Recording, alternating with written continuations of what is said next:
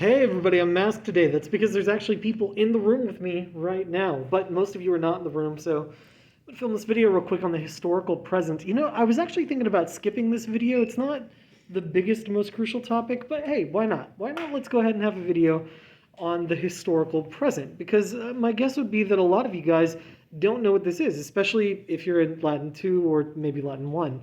You probably have not heard of this thing. If you're in Latin 3 or 4, you probably have, but maybe you forgot about it. I don't know. In any case, this is another one of those videos that I'm aiming this at Latin 2, but really, this could be good for anybody. So, just go ahead and watch and enjoy, or at least I hope you do. Because the historical present is when you use the present, even though what you're talking about is definitely not in the present. Let me show you what I mean. Here's a little paragraph that I wrote up just a second ago. Yesterday, Amanda found almonds in her shoe where Leah had hidden them. The cat is Leah, of course, the one playing with the almonds. The cat was playing with almonds all day long and was very happy. All right, that's what this says. And you notice I've got an array of verbs in this little paragraph. Everything is in the past. I've got a perfect tense verb, a pluperfect tense verb. I've got a couple of imperfects down here toward the end. So everything is in the past, all right? And generally speaking, when you are in the past, that's what you should expect. You should expect a bunch of different past tense verbs. No surprises. But sometimes it's not what the Romans do. In fact, even in English, sometimes that's actually just not what we do. So here's the same story, the exact same story, and theoretically you should just go ahead and interpret it in the exact same way, but you'll notice these two verbs down here at the end are a little bit different. Instead of ludebat and erat, I have ludit and est. It still says, yesterday, Amanda found almonds in her shoes where Leah had hidden them.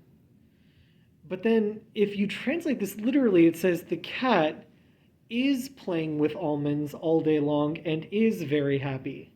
But reasonably, we know that this is in the past. Contextually, this is all in the past. And the only reason why you would switch to the present is to make the storytelling a little more vivid. We actually do this in English all the time. You probably do it with your friends without really noticing. Whenever you're like really into telling the story, sometimes you switch to the present tense, even though it's a story that everybody knows happened yesterday or wherever, like whatever point in time it actually happened in. But yeah, this is just a thing we do. Sometimes the storytelling becomes more vivid if you use present tense verbs. But then if you're dealing with a historical present like this one, where this whole thing definitely happened, as it says, yesterday, do you translate it literally as a present, or do you go ahead and translate it in the past? Well, most translators just go ahead and put it in the past. Although if you did put it in the present, as long as you made it sound nice and good vivid storytelling, it would probably be okay. If I were to ask you to parse this and tell me to or tell you to identify what tense this verb is, you would definitely need to say present, even if you were translating it in the past, because we know this whole story happened in the past. All right? Now, the one thing you do need to be careful about, though, is using context clues to understand if it's a historical present or a real present, right? Like in this context, this last sentence pretty clearly is, happening in the past, at the same time as the rest of the story, but you could also end up with a paragraph like this one, where it says, yesterday, Amanda found almonds in her shoe where Leah had hidden them. Same for sentences before, but you notice this second sentence is a little bit different. The cat loves to play with almonds. That's not a historical present.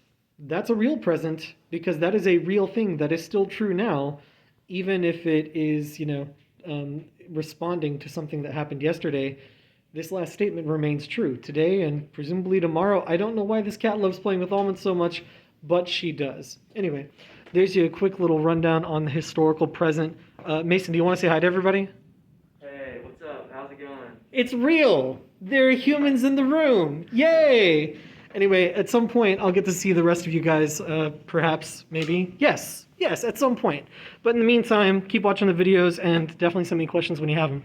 Bye!